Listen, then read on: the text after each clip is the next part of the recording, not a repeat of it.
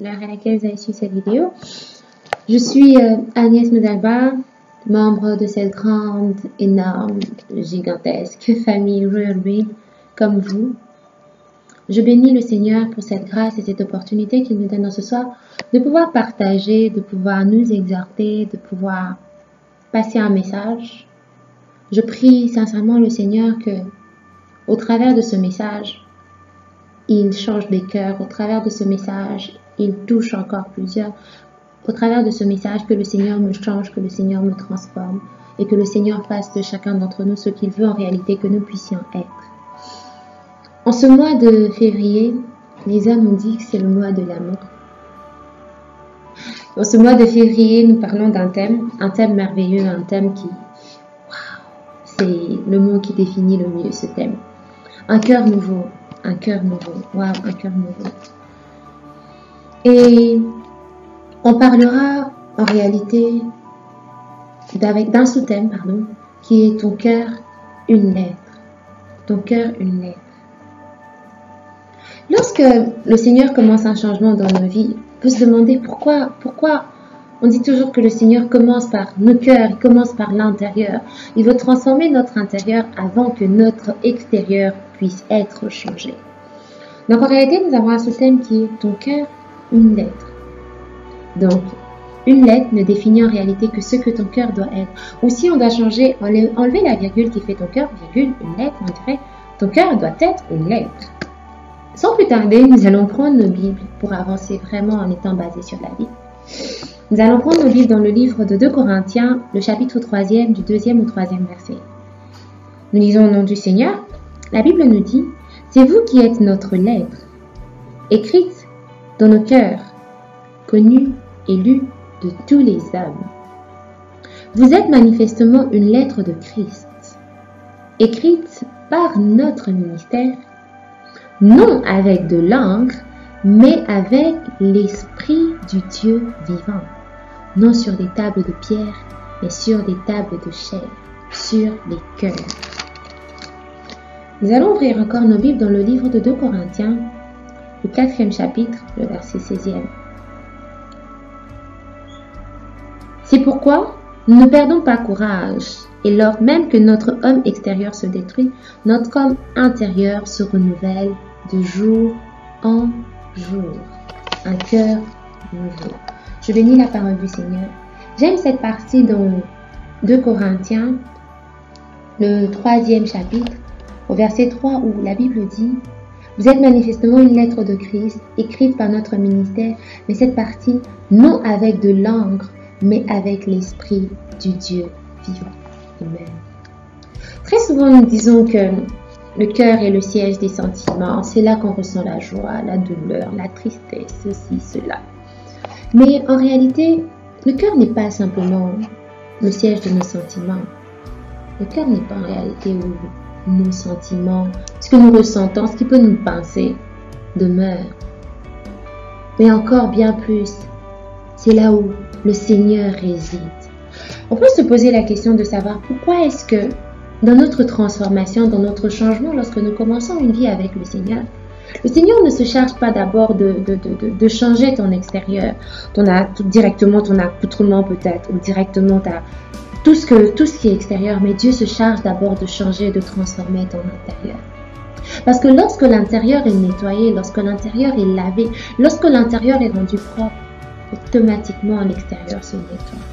Parce qu'il a d'abord besoin de faire un nettoyage complet dans la personne que tu es, afin que ce que tu reflètes soit réellement le reflet de ce qu'est l'intérieur. Sinon, à quoi ça servirait d'avoir une maison bien peinte de l'extérieur et que l'intérieur est totalement détruit? Lorsque j'ai reçu ce message, je partageais sur cette portion d'écriture.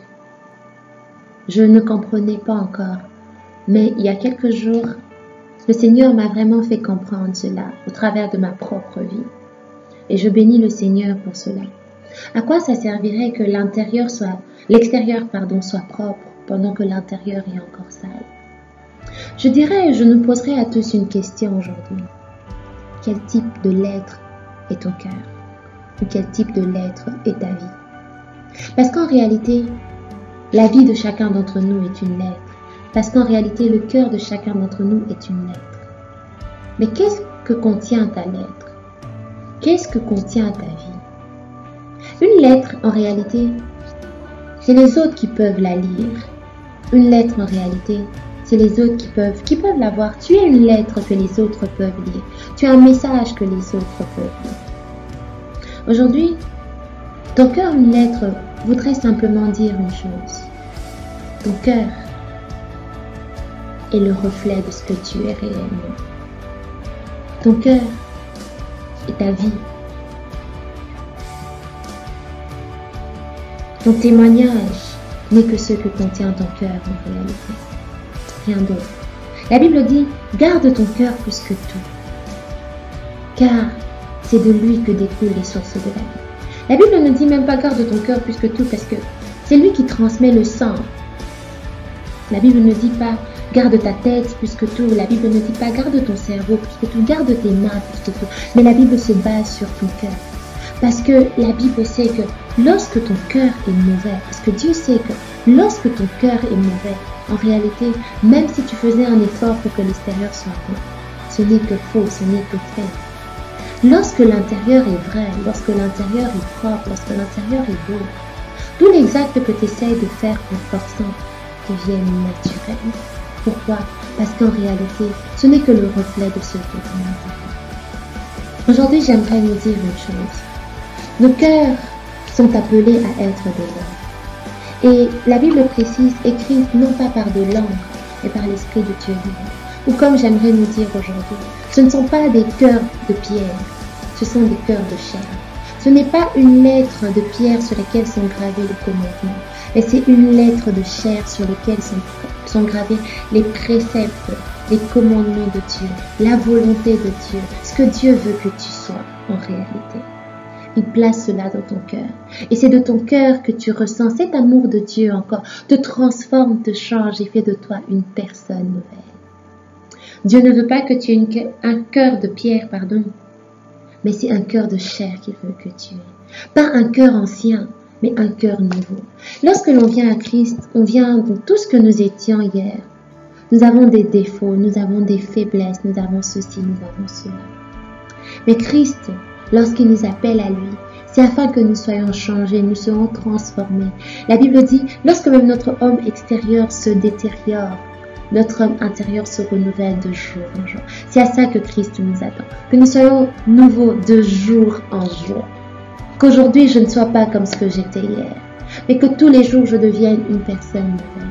Que tous les jours je devienne une personne renouvelée, une personne changée, une personne transformée. Ton cœur, une lettre. Qu'est-ce que tu laisses entrer dans ton cœur? Qu'est-ce qui siège dans ton cœur? Qu'est-ce qui repose dans ton cœur? Ne cherche pas que tu sois une lettre écrite par toi-même, mais laisse que l'Esprit de Dieu écrive la lettre que tu es. Tu n'auras pas toujours besoin d'ouvrir ta Bible pour parler à quelqu'un, mais ta vie est la meilleure exhortation pour une personne. Ta vie est le meilleur témoignage pour une personne. Ta vie est la meilleure lettre qui peut être lue par une personne. À Corinthe,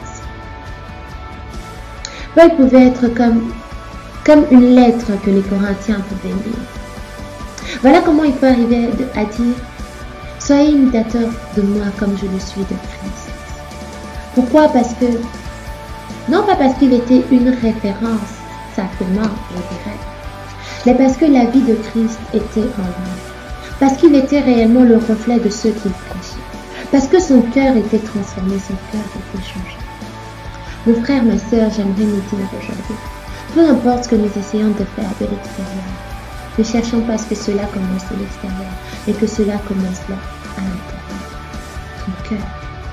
Ton cœur, un cœur nouveau, ton cœur une lettre, ton cœur une lettre écrite, car c'est de là que découlent toutes les sources de la vie. Tout ce que tu es en réalité provient de ton cœur. Tout ce que tu ressens en réalité provient de ton cœur. Et aujourd'hui, j'aimerais te dire, quel type de lettre tu veux? Une lettre négative ou une lettre écrite par le Saint-Esprit? Laissons encore le Saint-Esprit écrire les personnes que nous sommes. Écrire les lettres que nous devons être. Changer nos vies, transformer nos vies, afin que nos cœurs soient simplement le support de ce que nous reflétons réellement. Que nos cœurs soient changés, que nos cœurs soient renouvelés, afin que nos vies ne soient pas une vie d'hypocrisie, afin que ta vie, afin que ma vie ne soit plus une vie d'hypocrisie. C'est vrai que par moments, on ne sait pas comment s'y prendre. Mais j'aimerais nous dire une chose. Je ne parle pas seulement à ceux qui sont en train de suivre cette vidéo, mais je me parle à moi-même en premier. Laissons Dieu changer nos vies.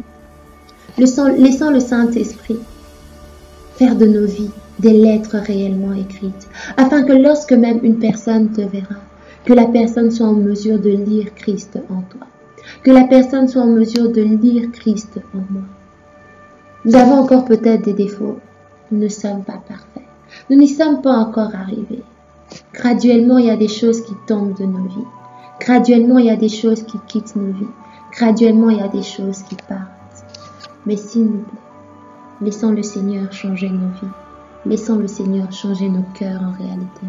Ne cherchons pas à ce que notre extérieur seulement soit changé, mais cherchons beaucoup plus que notre cœur soit changé. Que notre intérieur puisse être changé. Et lorsque notre homme intérieur sera réellement changé et renouvelé, cela ne sera plus un problème pour notre extérieur. Parce que le Seigneur aura fait le travail qu'il faut, qu'il commence par l'intérieur. Et automatiquement, l'intérieur sera reflété par l'extérieur. Garde ton cœur plus que tout, car c'est de lui que découlent les sources de la vie. Ta vie est ce qui découle de ton cœur. Ta vie et ce qui découle de ton cœur sont ton témoignage. Alors en réalité, ton témoignage ne sera pas plus basé sur ce que tu fais ou sur ce que tu montres, mais sur ce qui est vraiment ton cœur. Sur ce qui est vraiment ton cœur. Ne cherchons pas à être de ceux qui viendront et diront « j'ai fait ». Et après on dira « je ne t'ai point connu ». Que nos cœurs soient réellement transformés, que nos cœurs soient réellement changés. Et je prie Dieu afin que nos cœurs soient réellement des lettres écrites par l'Esprit de Dieu. Des vies changées, des vies transformées, comportant ce que Dieu attend et comportant l'image et le reflet de Christ. Que nous soyons réellement ce que Dieu attend de nous, comme cette femme adultère qui était tout ce qu'elle était. Mais lorsqu'elle est venue à Christ, sa vie a changé. Il a commencé par changer le cœur de cette femme. Parce que si c'était simplement son apparence, ça n'aurait rien fait. En ce moment-là, les gens pouvaient encore voir que elle était ce qu'elle était. Elle avait tout ce qu'elle avait. C'était encore la femme adultère lorsqu'elle passait. Mais lorsque son cœur a été réellement changé, elle n'était plus la même personne. C'est pas à cause simplement du fait que Christ avait dit que celui qui n'a jamais péché lui lance la première pierre, que les gens l'ont vu sur un autre angle. Mais c'est beaucoup plus à cause de la transformation et le changement de la vie de cette femme. Elle n'était plus jamais la même. Parce que son cœur était une lettre écrite. Parce que simplement ce qu'elle vivait à l'extérieur était ce qui vivait réellement dans son cœur. Alors puisse Dieu faire de nous des personnes qui ont un cœur changé, un cœur nouveau, un cœur renouvelé.